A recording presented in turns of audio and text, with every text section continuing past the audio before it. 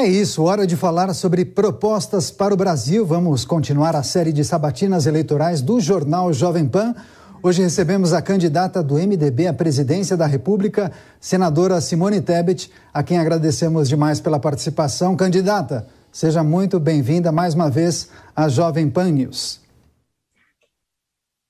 Boa noite. Eu só tenho a agradecer a Jovem Pan News por abrir esse espaço democrático no período aí da reta final da campanha aos candidatos à presidência da República.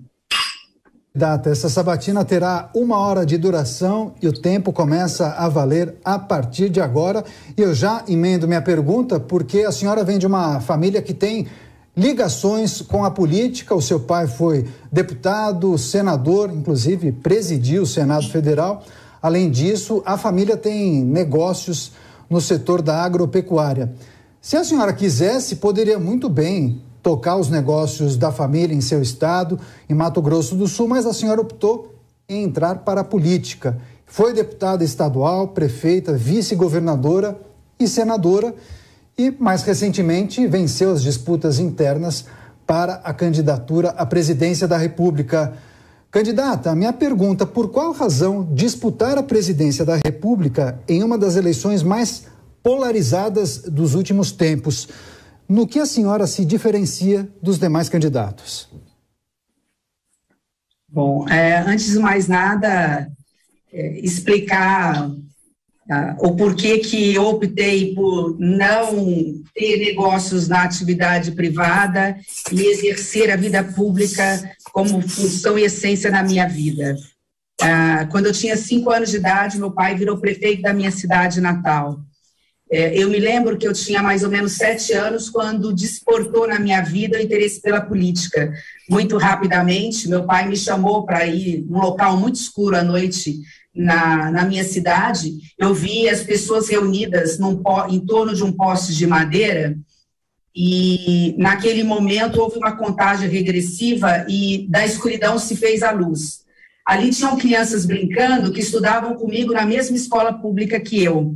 E eu percebi naquele momento a desigualdade de vida, do conforto da minha casa que tinha energia elétrica, eu estudava com luz elétrica, e os meus coleguinhas com luz de lampião. Ali eu vi a importância da política na vida das pessoas. E desde então comecei a acompanhar meu pai. Aos 14 anos, eu pedi autorização para minha mãe para ir para as ruas para lutar por direta já. Me formei em Direito, sou advogada. Comecei a dar aula na universidade exatamente sobre como se administra um Estado, um país. E por 12 anos dei aula de Direito Administrativo. Trabalhei como servidora pública 6 anos na Assembleia Legislativa. E aí fui convidada pelo partido para ser candidata a deputada estadual. O resto é a história que você acabou de contar. A pergunta que você me faz, por que ser candidata à presidência da República nesse momento de tanta polarização, de tanto ódio, né, onde Lula e Bolsonaro se enfrentam numa polarização ideológica? Exatamente por isso. Exatamente porque hoje, lamentavelmente, eu não reconheço o Brasil em que vivemos, um Brasil que votou para o mapa da fome, um Brasil em que, enquanto nós temos 5 milhões de crianças dormindo com fome, nós temos 2 candidatos que falam de ideologias populistas que não apresentam projetos de país, se alimentam dessa polarização e desse ódio e não apresentam soluções reais para os problemas reais do Brasil. Então, diante disso, nós, do Centro Democrático, nos apresentamos ao Brasil, porque temos propostas reais, soluções reais para os problemas reais do Brasil. Como mãe, como mulher, como cidadã, como professora, eu não posso dormir tranquila sabendo que 33 milhões de pessoas estão na insegurança alimentar e não têm, de alguma forma, algum tipo de alimento em determinado momento do seu dia, passando necessidade. Enquanto nós temos 10 milhões de desempregados, e grande parte dos trabalhadores que estão assalariados não consegue minimamente suprir as necessidades de sua família. Então, diante disso, preciso ter coragem. Coragem nunca me faltou, e me apresentar também como mulher, né, num colégio majoritariamente feminino, aumenta a responsabilidade que tenho neste momento tão difícil da história do Brasil. Candidata, nós mostramos há pouco, antes da senhora entrar ao vivo com a gente, uma reportagem em que finalizamos mostrando uma fala da senhora dizendo que já está sentindo um clima diferente nas ruas em relação às eleições. E deixa a gente falar um pouquinho aqui de pesquisas eleitorais. As últimas pesquisas têm apontado uma estabilidade em intenções de voto na senhora. E em relação à pesquisa IPEC, que foi divulgada ontem, apesar dessa estabilidade, em um dos aspectos ela aponta que para 55% dos eleitores que declararam que vão votar na senhora agora no dia 2 de outubro, no domingo, podem mudar de ideia até digitar o número na urna. E isso tem fortalecido, como acontece também com o candidato Ciro Gomes, isso tem fortalecido a estratégia do voto útil. Eu pergunto para a senhora, até que ponto essa estratégia tem funcionado no sentido de atrapalhar o desempenho da senhora nas urnas, levando-se em consideração que não é uma estratégia nova. Foi adotada por Ciro em 2018, foi bastante presente também na campanha à Prefeitura aqui de São Paulo, nas eleições de 2020. Queria uma análise da senhora. Bom, vamos lá. Primeiro que não há nenhum problema em se defender o voto útil. O problema é que quando o candidato que defende o voto útil e foge do debate, que eu estou falando especificamente do ex-presidente Lula, que quer levar no primeiro turno, mas quer, na realidade, que a população brasileira dê um cheque em branco para ele. Né? Afinal, foge do debate, não apresenta propostas. Eu não sei que Lula está vindo aí, eu não sei que projeto de PT, eu não sei se ele está falando em rever reformas, em retrocessos na pauta econômica, o que ele vai fazer para a educação, para a saúde, para a segurança pública das famílias, eu não sei o que ele vai fazer para zerar a fila que a pandemia deixou de cirurgias, exames e consultas, e que está fazendo com que milhares de pessoas morram antecipadamente porque não tem saúde pública, a porta do sistema de saúde aberto. Eu não sei o que ele vai fazer para resolver o problema do legado da pandemia com essas crianças que não estão alfabetizadas na faixa de 5, 6 anos porque as escolas ficaram fechadas. Eu não sei qual é a proposta de desenvolvimento econômico do ex-presidente Lula, portanto do PT, para gerar os milhões de empregos que nós precisamos, trazer para a formalidade, para a carteira de trabalho, aquele trabalhador que está na informalidade, portanto, não tem direitos trabalhistas. Eu não sei que Lula é esse. Então, o problema não é realmente você defender o voto útil. O problema é você defender o voto útil querendo que o eleitor dê um cheque em branco, dê um tiro no escuro. E se ele não pode fazer, ele não vai fazer. Né? O problema é você defender o voto útil e fugir covardemente de um debate.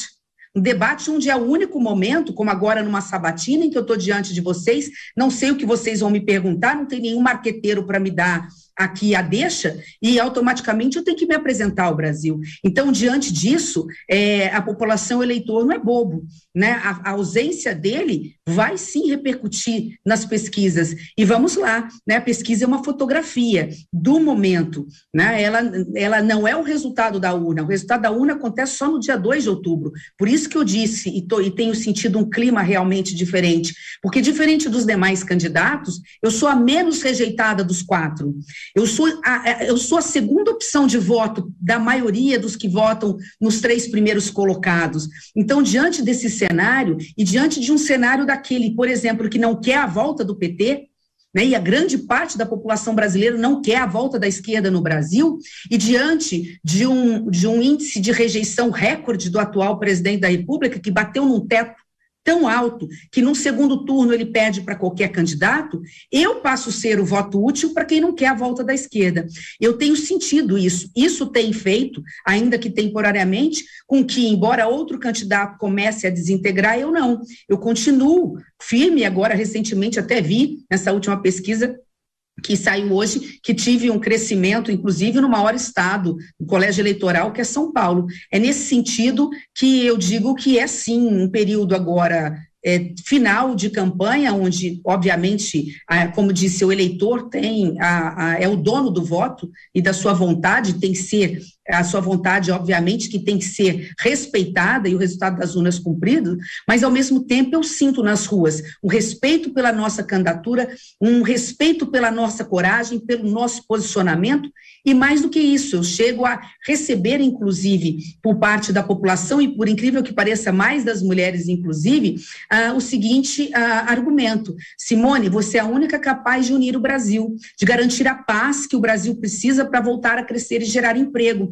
porque, na realidade, o que a mulher sente é que essa polarização, essa violência, esse ambiente do ódio que está contaminando a família, a ponto dela pedir para no domingo, pelo amor de Deus, não vamos discutir política dentro de casa porque eu não quero brigar, ela está contaminando a economia, ela não está deixando o Brasil voltar a crescer. Então, a nossa candidatura representa o fim dessa polarização, a moderação, o equilíbrio, a capacidade de conversarmos com ambos os lados. Vamos dizer o seguinte: olha, está na hora de pensar no povo, está na hora de pensar menos em ideologia e mais em quem está passando fome, em mais os nossos jovens que estão fora da sala de aula, não estudam nem trabalham e são sequestrados pelo vício das drogas, pela marginalidade, pela violência. Então, é nesse sentido do voto qualificado, é nesse sentido do voto consciente que eu sinto, sim, o crescimento na rua.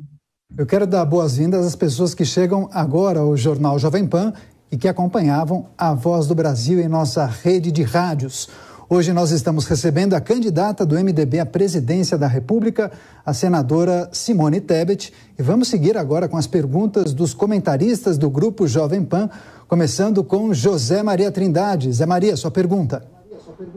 Perfeito. Muito boa noite, senadora. Senadora, a senhora representa o partido mais antigo, né, que sempre dominou as linhas políticas aqui em Brasília. Eu tenho duas avaliações para a senhora fazer. A primeira, eu confesso que achava que a senhora não chegaria a esse ponto.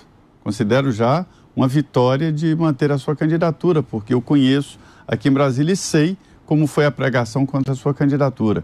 Queria saber como o MDB está tratando a senhora, com verbas, com apoio, e qual é a diferença do MDB que a senhora fala com orgulho e do outro que a senhora não quer se aproximar. Obrigada, Zé Maria. Primeiro, eu quero agradecer a pergunta. Você que acompanha a política em Brasília há tanto tempo e sempre de forma muito isenta, imparcial e sempre muito equilibrado, passa por todos os assinantes da Jovem Pan News a informação real, em tempo real em Brasília. E você tem razão. Muitos não acreditavam, né, que eu chegaria até aqui. Vamos lembrar que no final do ano eram 7 candidatos do Centro Democrático, só eu de mulher, todos foram ficando pelo meio do caminho, e muitos porque desistiram achando que era difícil. Né? Eu acho que a característica que eu tenho que na política que mais se destaca é da resiliência, da coragem. Nada é muito fácil para as mulheres no Brasil, né? Isso não é mimimi, não é discurso vitimista, muito pelo contrário, eu nem gosto disso.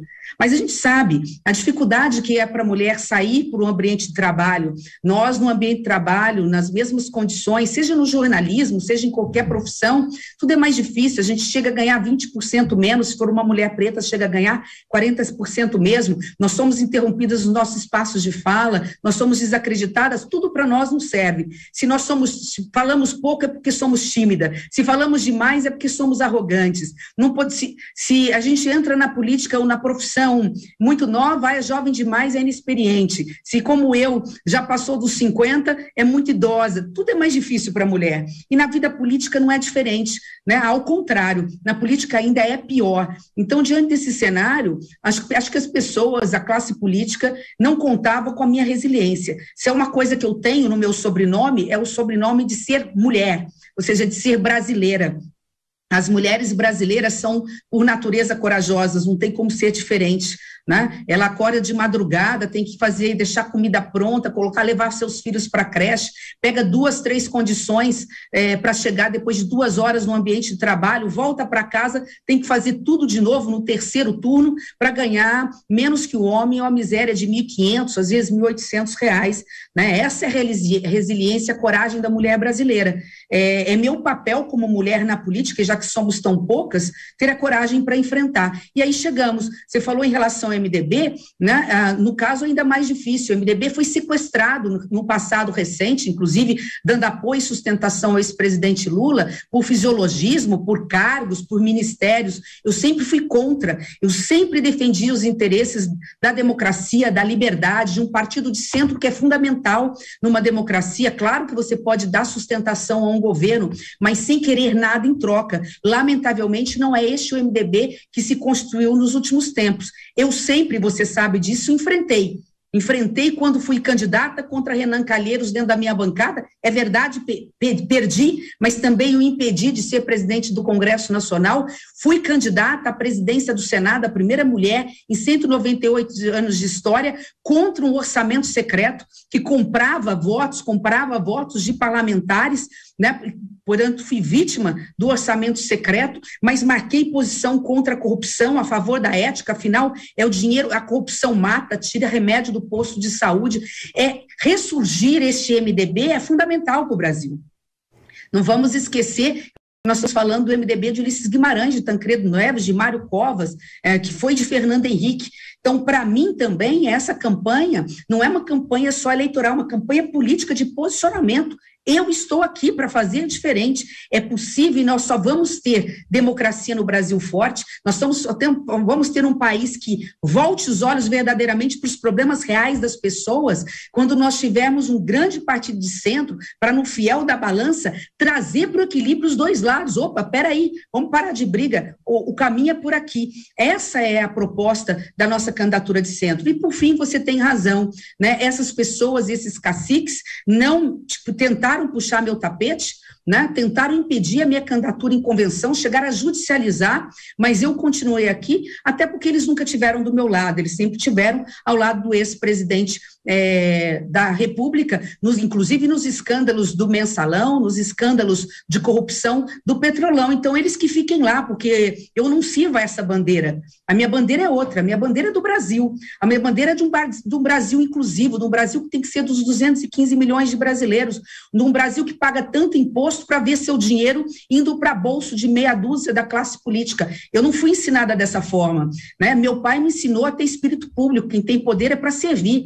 E é para isso que eu saio do conforto da minha casa, como você mencionou, né? Não sei se foi, foi logo no início, né, que me foi apresentado, acho que foi o Daniel, que disse assim, mas você tem a sua atividade professora, tem seus negócios, por quê? Porque quem tem poder é para servir, porque ninguém é feliz vendo a infelicidade alheia. Eu não posso, como mãe de duas Marias, ver as mães do Brasil terem filhas e filhos passando fome. Então, é este o meu partido, né? É esta a minha bandeira, e fazer com que o MDB volte às suas origens para poder servir ao Brasil é uma verdadeira missão minha e de outros que nos acompanham, que são filiados, que fazem parte da boa política do MDB, do PSDB, do Podemos e do Cidadania. Candidata Simone Tebet, a gente abre espaço para mais perguntas dos nossos comentaristas. Agora com você, Cristina Grêmio. Boa noite, candidata. A senhora mencionou agora há pouco o candidato Lula fazendo críticas pela ausência dele em debates e pela ausência dele em sabatinas, inclusive a ausência essa que ele sempre criticou nos outros quando tinham essa postura, né? Eu acho que é muito questionável mesmo, isso precisa ser levantado. Mas eu tenho visto pouco questionamento acerca da própria candidatura. A senhora concorda com essa normalização de uma candidatura de alguém que estava preso, condenado em 3 instâncias apenas por causa de uma manobra num judiciário aparelhado por esse mesmo partido do qual ele representa? Cristina, eu sou prática, né? Eu sou professora de Direito, eu faço questionamentos e críticas ao Judiciário quando necessário, no Senado Federal fiz, acho que a gente tem que repensar, inclusive, a composição dos ministros do Supremo, acho que os ministros do Supremo Tribunal Federal têm que ter mandatos de 10 anos, essa vitaliciedade faz mal para o Brasil, porque sentam ali e depois acabam tendo tendências que muitas vezes ao longo do tempo, de acordo com a evolução do Brasil, não atendem aos interesses da sociedade brasileira. Mas eu preciso ser prática. Na prática, ele é candidato a presidente da República, lamentavelmente está liderando as pesquisas, mas como disse, pesquisa é uma fotografia, tudo pode acontecer, e é meu papel, justamente por não concordar que, por entender que corrupção mata, que corrupção é tão séria que nós não podemos eleger quem quer que seja que tenha sido de alguma forma condenado ou que tenha gravíssimas denúncias ao longo do tempo de corrupção,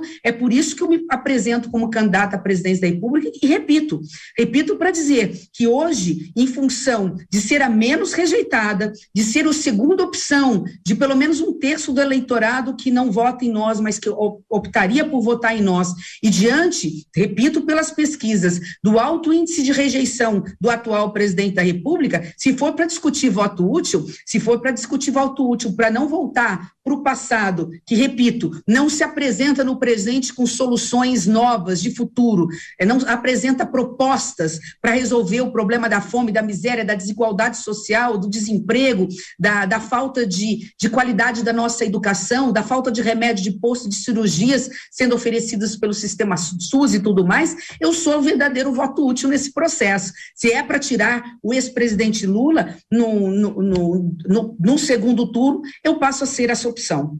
Simone Tebet, senadora e candidata do MDB à presidência da República. Vamos fechar a primeira rodada de perguntas agora com Fábio Piperno. Candidata, boa noite. A senhora foi prefeita de Três Lagoas, uma cidade muito próspera no Mato Grosso do Sul, que recebeu muitos investimentos empresariais nos últimos tempos, uma bela fábrica de celulose, e também, senadora, em 2011, lá começou a ser construída uma fábrica de fertilizantes, produto hoje tão importante, principalmente por conta do que está acontecendo na Rússia. E aí, essa fábrica, senadora, ela foi, como eu disse, teve a sua construção iniciada em 2011 e foi interrompida em 2014, já com cerca de 81% das suas instalações prontas. Uma fábrica que pertence à Petrobras. Desde então, passou-se o final do governo Dilma, o governo Temer e esse período todo aí do governo Bolsonaro, sem que nenhum mísero tijolo fosse acrescido lá para que se chegasse, então, à finalização dessa obra tão importante. Eu gostaria de saber da senhora o seguinte: nesse momento em que o Brasil procura fertilizantes pelo mundo, no seu governo, essa fábrica teria sua construção pela Petrobras concluída? Imediatamente, Fábio. Você toca num assunto tão importante para entender fertilizante e adubo. É o adubo necessário que consome, normalmente, dependendo da lavoura, dependendo do que você planta, corresponde a quase 30% do custo da produção. Se você compra o fertilizante da Rússia ou da Ucrânia, e normalmente é de lá, em dólar, você está impactando no custo de quem produz, do agricultor familiar ou da agricultura de alta precisão, dos grandes agricultores. Se ele gasta mais na produção, ele vende mais caro, a comida chega mais cara na mesa do brasileiro. Então, essa fábrica, ela sozinha, para você ter uma ideia, ela teria capacidade de dobrar a produção no Brasil de fertilizantes nitrogenados. Quando eu fui prefeita, fiz das tripas coração, não foi fácil, cidade pequena, eu doei, com a ajuda do governo do estado, 200 alqueires. É uma fazendinha dentro da minha cidade, 10 quilômetros, 12 quilômetros, não me lembro mais, dentro da minha cidade, para se construir a maior fábrica de fertilizantes nitrogenados da América Latina.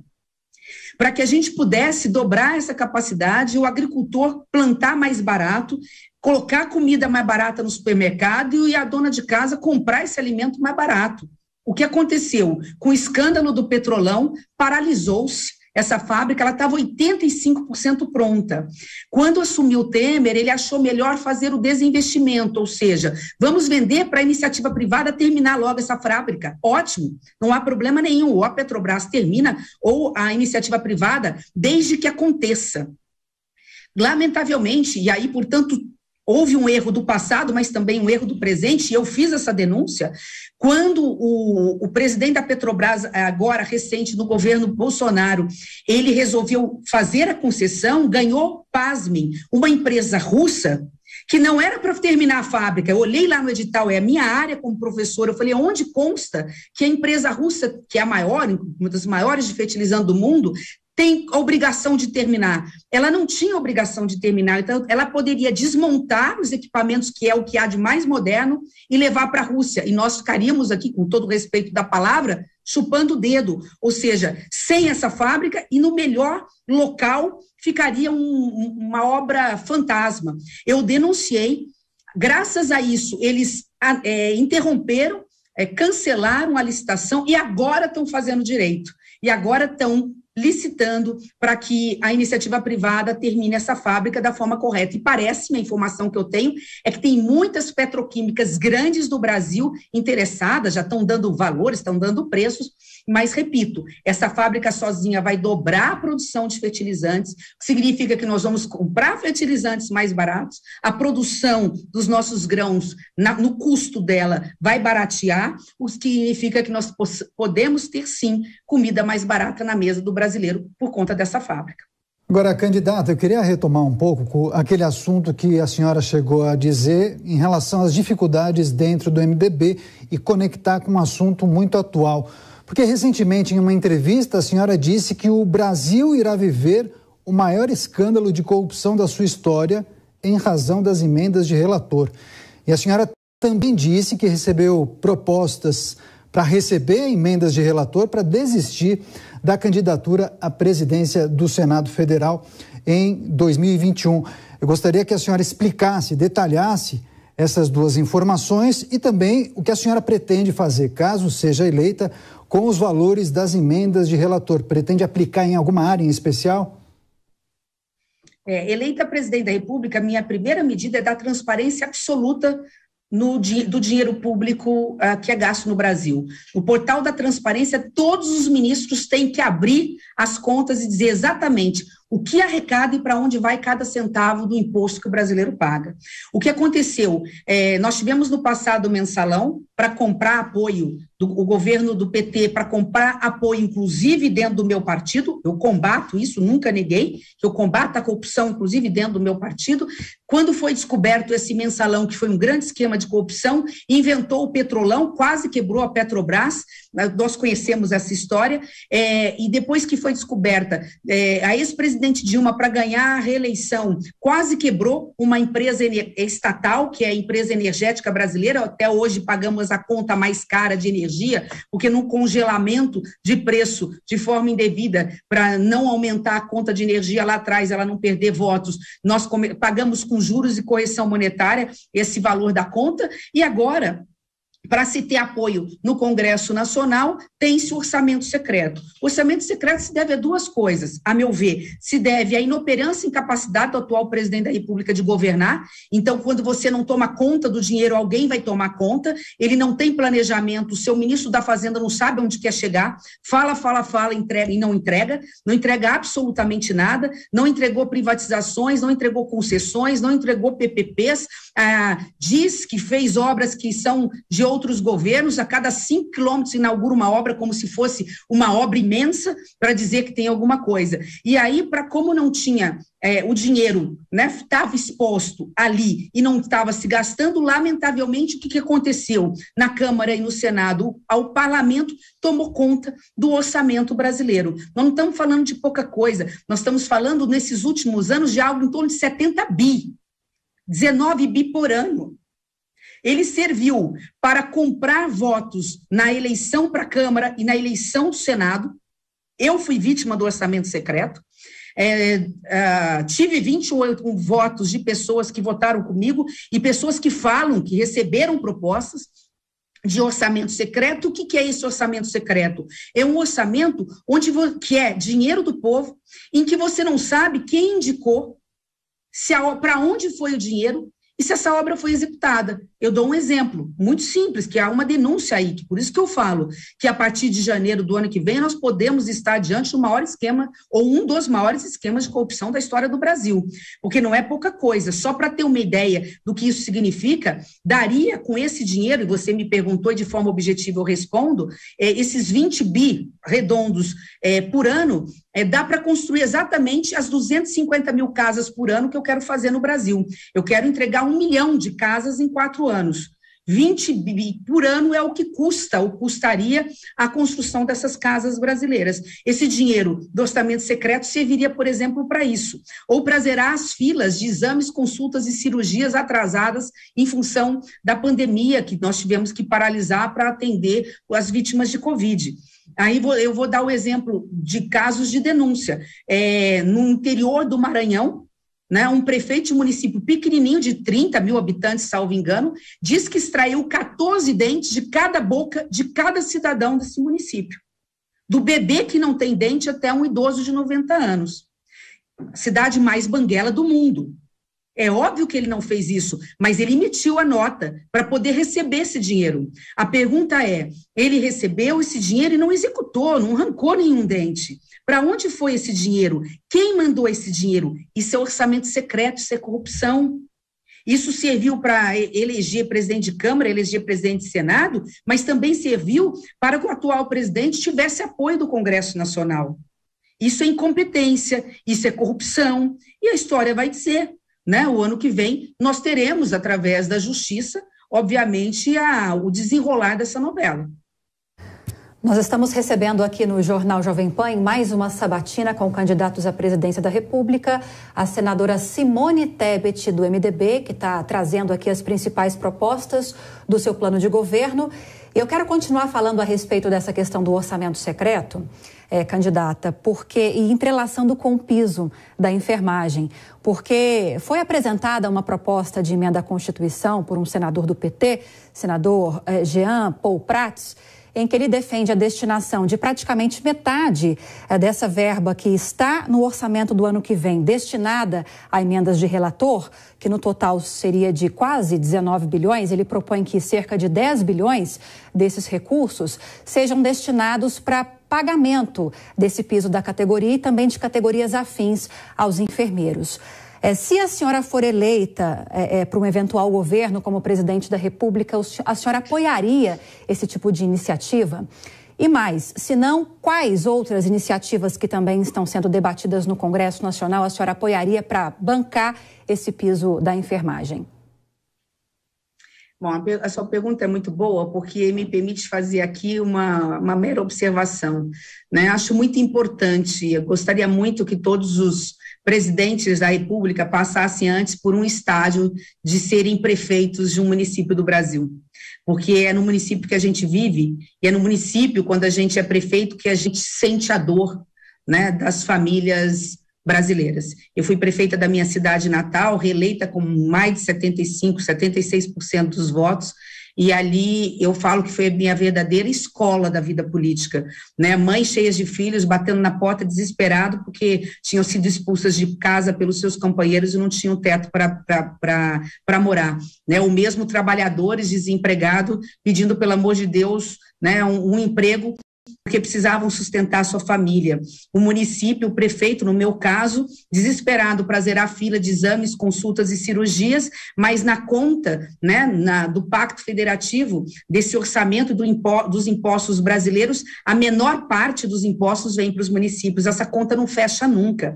80% dos serviços públicos que a sociedade, que o cidadão pede, é de responsabilidade do prefeito. É do asfalto, da drenagem, da construção de casa, do parquinho, do lazer, da escola, da creche, da clínica pública de saúde, tudo é de responsabilidade do município. Do ensino fundamental sobra muito pouco para o Estado, que é segurança pública e ensino médio, e muito pouco para a União, que é ensino universitário e cirurgias mais complexas e tudo mais, segurança nacional.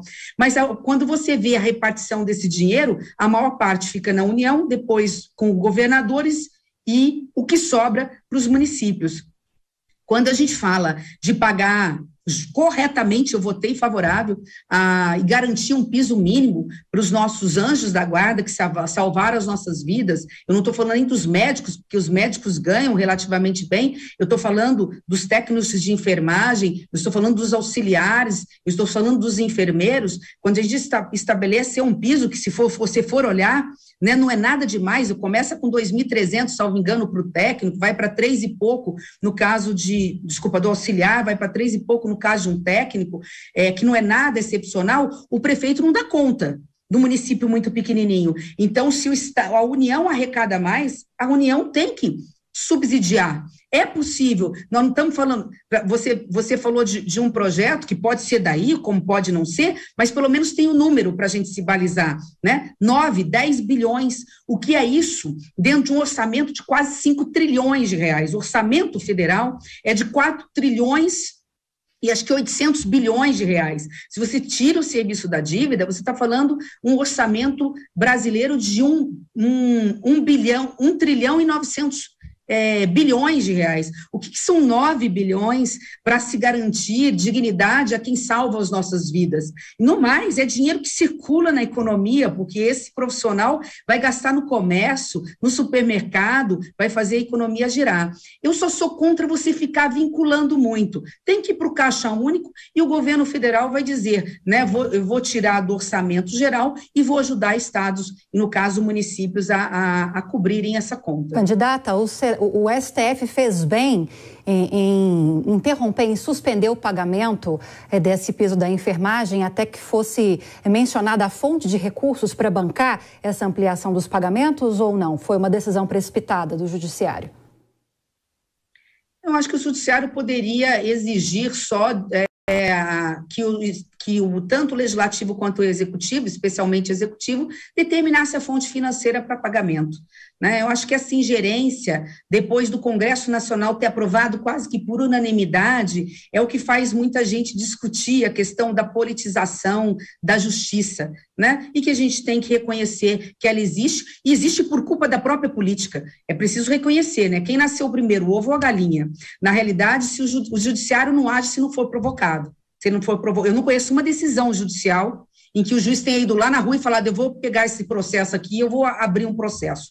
Isso não existe. Ele é provocado, e, a meu ver, provocado em demasia. Nós, da política, temos que ter a capacidade de resolver os nossos próprios problemas. Nós fomos eleitos para resolver os problemas das pessoas. Nós que temos expertise, né? É a classe política que é eleita pelo povo para fazer política, que nada mais é que a arte de administrar e realizar os sonhos das pessoas. Toda vez que a gente provoca o judiciário para problemas nossos, que nós poderíamos resolver através do diálogo, da moderação, do equilíbrio, através do consenso, da arte de negociar, de conversar, nós estamos provocando o judiciário naquilo que o judiciário não sabe fazer.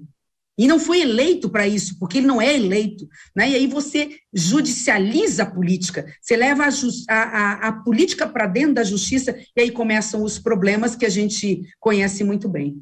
Sabatina com presidenciáveis aqui no Jornal Jovem Pan, e agora seguimos com mais uma pergunta. A candidata do MDB, a senadora Simone Tebet, com você, Fábio Piperno. Senadora, a senhora teve uma atuação muito combativa na CPI da Covid.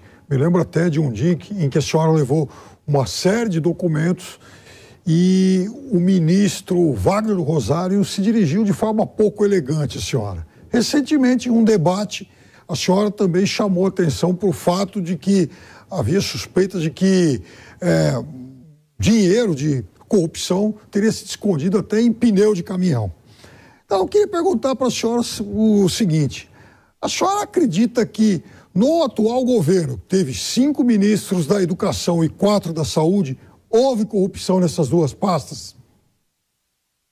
Eu não tenho dúvida disso, Fábio. E o tempo, quando essas autoridades, eu não estou dizendo quais são, eu estou dizendo que há corrupção no governo Bolsonaro. Eu não estou dizendo que a corrupção é do presidente, mas a corrupção é do governo. Eu estava lá na CPI. Eu vi o núcleo militar no Ministério da Saúde e o núcleo político no Ministério da Saúde através de documentos. É a minha área, como eu falei, 12 anos eu dei aula de contratos, de concessão, de serviço público, ninguém me contou, eu descobri a nota, e foi graças à CPI que o pagamento, por exemplo, na compra de uma única vacina, que é a Covaxin, não foi feita num paraíso fiscal, onde ia se pagar antecipadamente 200 milhões de reais, 45 milhões de dólares, num paraíso fiscal, sabe lá para quem, para comprar uma vacina que não tinha validade, a gente não conhecia a realidade dessa vacina, e a nota totalmente falsa, não é com inglês errado, ela tinha lá toda uma situação que mostrava por A mais B que aquela nota era falsificada. De outra parte, eu não vou me delongar, né, tinha um núcleo ali querendo negociar a vacina como se a vida valesse $1. Quer dizer, você me dê $1 por dose e eu compro a vacina. Nós conseguimos antecipar, né, a denúncia e os fatos não se concretizaram. Quem é culpado, quem é corrupto, eu não sei dizer, o tempo dirá, mas essas pessoas privilegiado, isso vai ser denunciado na Justiça Comum e a Justiça vai analisar, caso a caso, quais dessas pessoas. Em relação ao que você falou em relação ao ministro Wagner do Rosário, é o que a gente convive na política o tempo todo, e não foi só ele não, foram pelo menos 3 ministros, né? E é interessante que quando os senadores falavam, ninguém levantava a voz. Quando as senadoras se colocavam, se posicionavam, vinha um ataque, assim, desproporcional, né? Nós éramos interrompidas no nosso tempo de fala, eu fazia argumento, sempre fui muito técnica e muito cordial dentro das minhas relações, se é alguma coisa que ninguém pode me imputar, é a falta de urbanidade, de gentileza. Eu sou firme, realmente, eu sou dura, quando eu me indigno, eu realmente coloco para fora tudo aquilo que eu sinto, né, porque a indignação faz parte de quem faz política pública e não aceita coisa errada, e recebi, mais de uma vez, na misoginia, na violência política, ataques desproporcionais. Mas isso, como eu disse, né, coragem não me falta para enfrentar essas coisas, isso é o de menos. O que eu não posso é ver coisas erradas e ficar calada. Houve tentativa ali, como houve tentativa no Ministério da Educação. Tanto é que um ex-ministro teve busca e apreensão, ou teve mandato de prisão. Mas a pergunta que fica, Fábio, e eu deixo essa pergunta no ar, é o seguinte, né? Por que o governo Bolsonaro não coloca a educação como prioridade no Brasil? Não cuida das crianças como deveria? Por que troca de tantos ministros? Hoje ninguém sabe. Eu pergunto, você sabe qual é o nome do atual ministro da Educação? Outro dia eu tive que perguntar para alguém que eu não lembrava. Eu sou senadora da República, eu não lembrava o nome do atual ministro da Educação. Trocar esses ministros significa não dar bola para o Ministério da Educação, que é o ministério mais importante. A salvação do Brasil, e aí eu faço crítica, por isso que eu sou candidata à presidência da República. O governo do PT ficou 4 mandatos, 16 anos. 16 anos é uma vida. 16 anos, nós temos condições de mudar 2 gerações no Brasil. Porque em 8 anos você transforma uma geração através da educação. Que você pega a criança no ensino fundamental até o ensino médio. E o governo do ex-presidente Lula empurrou com a barriga para os municípios e para os estados a responsabilidade com a educação. Nós temos a educação hoje de péssima qualidade no Brasil, escola pública, fazendo com que os nossos jovens parem de estudar antes do tempo. Por quê? Não tem internet na escola estadual, que o governo federal não apoia, não dá estrutura, e a reforma do ensino médio não foi implantada. E nosso jovem hoje nem estuda nem trabalha. Eu vou fazer diferente. Eu vou colocar a educação, como professora que sou, pela primeira vez na história do Brasil como prioridade nacional. Em 8 anos, nós transformamos essa nação através da educação. Ninguém mais vai ter a sua consciência comprada, aceitar e não conseguir interpretar um texto ou mesmo uma fake news, conseguir fazer o seu juízo de valor e votar consciente, porque vai ter educação. Esse jovem vai estar preparado para o mercado de trabalho, porque o ensino médio vai ser técnico. Nós vamos premiar esse jovem, sim, nós vamos premiar, como no passado o governo do PSDB pagou para as mães colocarem as nossas crianças pequenininhas na escola, e por isso nós quase que temos 100% das nossas crianças de 6, 7 anos no fundamental. Não era assim no passado. Nós temos que fazer isso no ensino médio, é onde tem a maior invasão. Se o aluno do ensino médio chegar no 3º ano e se formar, teremos uma média de 2 milhões se formando por ano, nós vamos dar 5 mil reais, ou seja, 10 bilhões.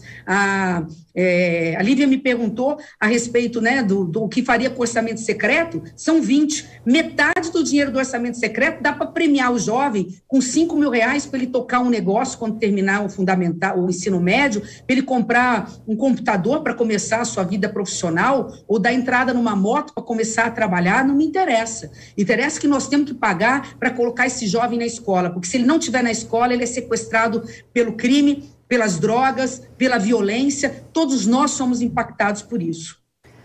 Candidata, mais uma pergunta dos nossos comentaristas. Agora a sua vez de fazer o seu questionamento, José Maria Trindade. Pois é, olha, senadora, é uma reivindicação antiga, histórica do movimento feminista que eu não diria a defesa do aborto. Ninguém, absolutamente, não conheci ninguém que defende o aborto, mas a liberdade da mulher em fazer a opção, ou seja, a descriminalização. Qual é a sua posição sobre esse assunto? Eu acho que a lei já cumpre o seu papel, né? Eu sou contra o aborto, é óbvio que o Estado é laico, é óbvio que a gente não mistura o Estado com religião, mas o ser político, o presidente da República, pode ter sua opinião, sim, né? Eu estudei em colégio salesiano praticamente a minha vida inteira, primeiro colégio de freiras, depois de padre, eu sou católica, depois me formei, fiz mestrado na PUC em São Paulo, a minha formação é cristã. E o fato de ser feminista não me impede de pensar diferente em algumas pautas. Ser feminista é defender o direito das mulheres a não ser espancadas, a não ser violentadas, né, a não apanhar dentro ou fora de casa, a ter respeitado o seu direito, a não ser interrompida no seu espaço de fala, que isso é uma constante na nossa vida, a receber igual salário que homens no mesmo ambiente de trabalho. Mas agora nós estamos falando de vida. O meu direito termina onde começa o do outro.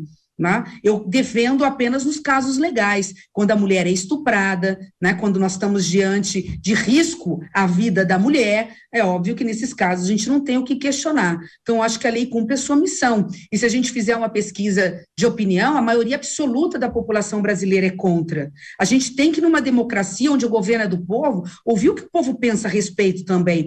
Então, se a sociedade brasileira não está preparada para avançar na legislação, a classe política tem que respeitar. Na bancada feminina no Senado, nós nunca trouxemos essa questão, porque nós tínhamos, a maioria das senadoras, também posicionamentos contrários à legalização do aborto. Isso não me torna menos mulher, isso não me torna menos feminista, isso não vai me impedir de estar na rua defendendo uma mulher que foi violentada, que foi estuprada, que não consegue exercer o seu direito a fazer uma mamografia, né, porque o SUS não cumpre, lamentavelmente, a lei que impõe que ela possa começar o seu tratamento de câncer no prazo de 60 dias. Eu sou senadora da República, somos tão poucas mulheres, para defender os direitos da família, da sociedade, mas especialmente das mulheres brasileiras. Mas eu tenho a minha opinião e obviamente que isso, repito, isso não me torna menos defensora dos direitos de igualdade da mulher em relação aos homens. Agora, candidata, além de ter herdado capital político do seu pai, a senhora também herdou terras, fazendas. Inclusive, algumas propriedades da senhora estão numa região de conflito entre indígenas e também ruralistas. O setor do agronegócio tem batido recordes ano após ano, ao mesmo tempo em que aumentam as discussões em torno da regularização das terras indígenas. São muitas demandas, eu imagino que a senhora pretende equalizá-las caso seja eleita. Como tratar das questões que envolvem o avanço do agronegócio, o desenvolvimento sustentável e também a questão que envolve a terra dos indígenas?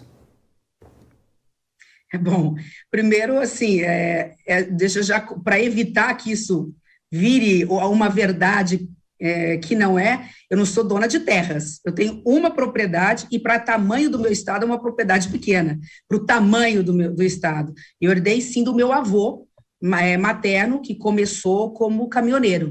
Ele puxava frete para Mato Grosso. Naquela época a terra não valia muito e ele era um próprio motorista. Ele acabou recebendo terras lá, depois eram terras muito grandes que não valiam nada, vendeu e comprou. Ele sim tinha mais de uma propriedade no meu estado e, obviamente, depois houve a partilha. Então, deixar bem claro isso, né? Mas isso não me torna menos defensora do agronegócio, muito pelo contrário, né? Meus irmãos têm, sim, propriedade, tenho 3 irmãos em relação a isso, cada um tem uma cultura diferente, né? Um tipo de lavoura diferente.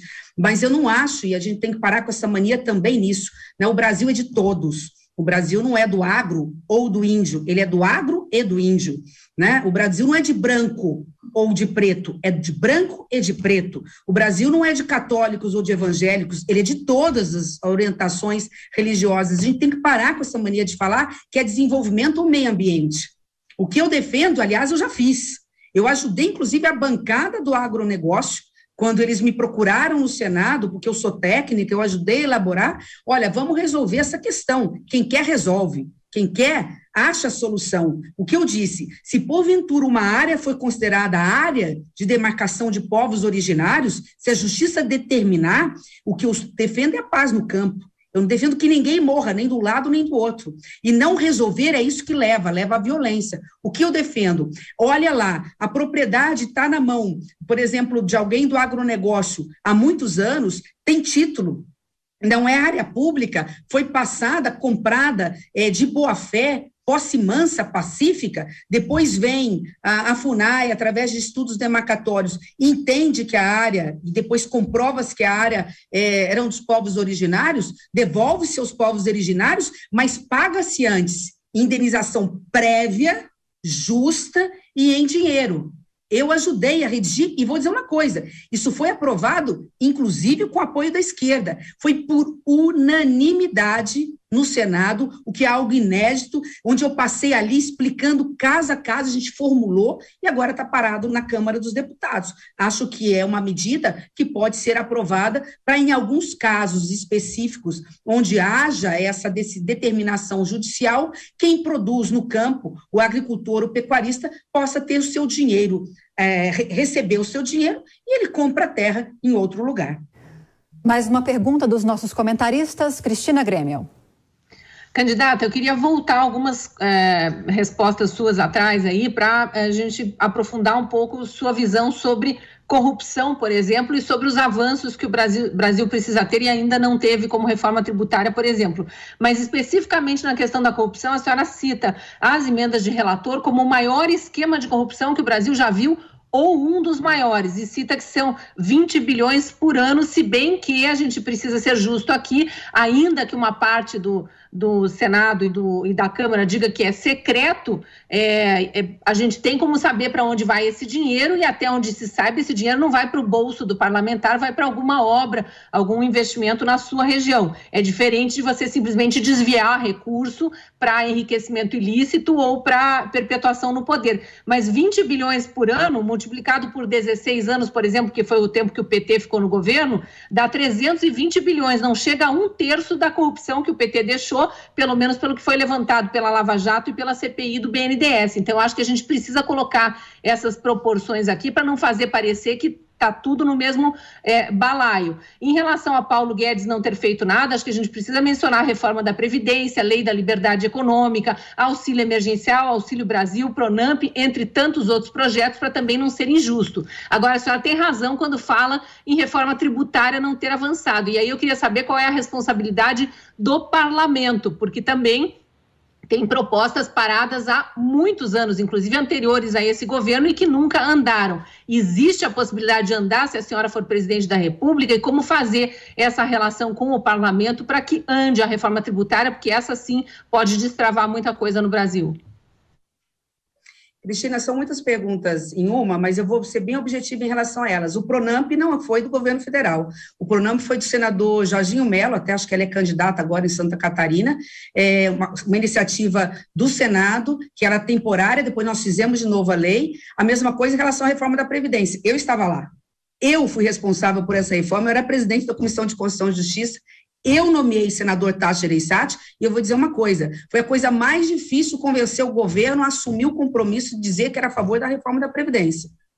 E mais, quando eles mandaram cheio de excessos, inclusive de injustiças, porque atingia a mulher da zona rural, nós tivemos que tirar essa injustiça, queriam acabar com o BPC, que é a benefício de prestação continuada. Então, eu repito, a reforma da Previdência não saiu por conta do Paulo Guedes, aliás, ele queria uma reforma muito injusta, que atingia os mais pobres, e foi o Senado, porque é uma PEC, então fomos nós que aprovamos, depois promulgamos a reforma da Previdência, entre outras coisas. Eu estou generalizando, ninguém está falando que nem todo governo é 100% mal, nem todo governo é 100% bom, mas é só para fazer justiça em relação a isso. Em relação ao orçamento secreto, ele nunca existe. Vamos lá, o orçamento secreto, que é a emenda de relator, não existia no governo do PT. O governo do PT foi responsável pelos maiores esquemas de corrupção que já houve na história do Brasil. É verdade. mensalão, petrolão. Por isso que eu digo que o orçamento secreto pode ser, se não for o maior, um dos maiores, porque só o tempo dirá se ele foi maior que o da Petrobras. Por enquanto, o orçamento secreto, eu falo de 70 bi, que é o que nós temos. Antes, a emenda de relator, ela ficava em algo em torno de 500 milhões, é menos de 1 bi. A emenda de relator era uma emenda para meros ajustes regimentais e legais contábeis. Eles aproveitaram isso neste governo, isso foi feito dentro do Congresso Nacional, portanto, com a conivência do Congresso Nacional, e nisso você tem razão, para fazer. A única coisa que é importante repor, o orçamento secreto, eu não sei de quem é a emenda que sai. Ninguém sabe, a não ser que o parlamentar diga, ó, eu recebi e está aqui a minha. E alguns fizeram isso. Eu não estou dizendo que os 19 bi não chegam lá na ponta e todo ele não é executado, mas grande parte não é executado nada, vai para o bolso ou ia para o bolso. É uma nota, é uma página em branco, uma nota fria que é emitida como se tivesse prestado o serviço. Normalmente não é obra, porque a obra deixa digital, tem que provar que a obra estava ali. Eu falo que arranquei dente da boca, eu falo que fiz exame de HIV, como aconteceu em outra cidade. Tem uma cidade pequenininha, não me lembro mais de qual estado, do Nordeste, onde o prefeito disse, pequenininha, que fez mais teste de exame de HIV que toda a cidade de São Paulo, que tem 19 milhões de habitantes. Ou seja, não foi executado nada. A nota é 100% fria. Ao ser paga, é 100% embolsada por alguém. Se é de deputado, se é de senador, se é de prefeito, se é de secretário, eu não sei. O tempo vai dizer. Né? Mas que o orçamento secreto pode sim ser um dos maiores esquemas de corrupção da história desde a redemocratização, eu não tenho a menor dúvida. Eu fiquei 7 anos no Senado Federal, quer dizer, se é alguém que conhece o Senado Federal, onde eu passei pelas principais comissões, eu praticamente dormia dentro do Senado Federal, porque eu levo sempre com muito afinco aquilo que faço, tanto que em 7 anos eu ocupei os maiores espaços dentro dentro do Senado Federal, né, e eu presenciei, caso a caso, eu presenciei a forma como foi elaborado, para se esconder o que é público. Repito, a partir de janeiro do ano que vem, nós saberemos, né, se eu estou certa ou não. Agora, candidata, a senhora defende que, se eleita, vai acabar com uma reeleição presidencial, justamente para tentar angariar apoio da classe política para a aprovação de reformas estruturantes, como a reforma tributária e também a reforma administrativa. Só que essa promessa já foi feita por outros candidatos antes da senhora. Qual é a garantia que o eleitor vai ter de que, se a senhora for eleita, realmente vai tentar acabar com a reeleição presidencial? A senhora tem 2 minutos para responder. No primeiro dia, e vou registrar em cartório.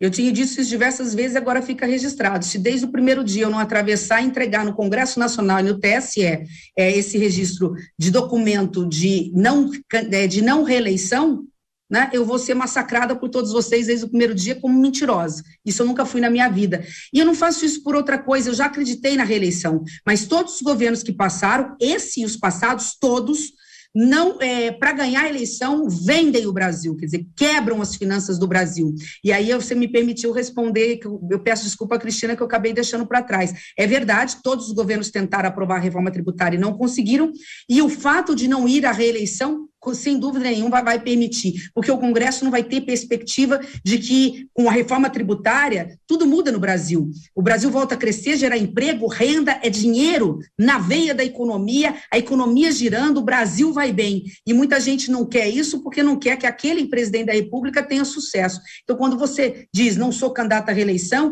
favorece. O período do tempo que o Temer ficou, que foram 2 anos, ele aprovou a reforma do ensino médio, a reforma trabalhista, quantas alterações, por quê? Porque todo mundo sabia que ele não era candidato à reeleição. Então, isso facilita as coisas. Acho que está na hora da gente pensar mais no Brasil e menos em projeto político eleitoral. Portanto, eu sou contra a reeleição, já fui a favor no passado, mas acho que ela está fazendo muito mal ao Brasil, porque entra governo, sai governo, entra e já pensa no outro dia no que vai fazer para ganhar a eleição no futuro. Ainda que quebre o país, ainda que se entregue a um Congresso Nacional fisiológico, ainda que aceite que terceiros, em seu nome, cometam crime de corrupção. Candidata Simone Tebet, gostaria de pedir, por gentileza, que a senhora se dirija aos eleitores, às pessoas que acompanham a Jovem Pan News e faça suas considerações finais em 1 minuto, por gentileza. Obrigada. Bom, primeiro agradecer, dizer que dia 2 de outubro cada um vai exercer o seu direito do voto, né? Naquele momento é a sua consciência e Deus. Espero poder merecer a confiança do seu voto. Meu compromisso é com o Brasil, um Brasil que seja de todos, um Brasil que cresça, gere emprego, renda para a população brasileira, comida mais barata, educação de qualidade, essa é a prioridade absoluta, saúde pública para quem mais precisa e desenvolvimento com preservação do meio ambiente. É possível, o Brasil é muito rico. Falta agora distribuir essa riqueza para que as pessoas possam ter um mínimo de dignidade de poderem ser considerados cidadãos. Por isso é que eu peço, no dia 2 de outubro, a sua confiança e seu voto, e o meu número é 15. Senadora Simone Tebet, candidata do MDB à presidência da República, participando da sabatina aqui no Jornal Jovem Pan. Agradecemos demais pela participação e volte mais vezes aqui à Jovem Pan News. Até mais, senadora. Obrigada.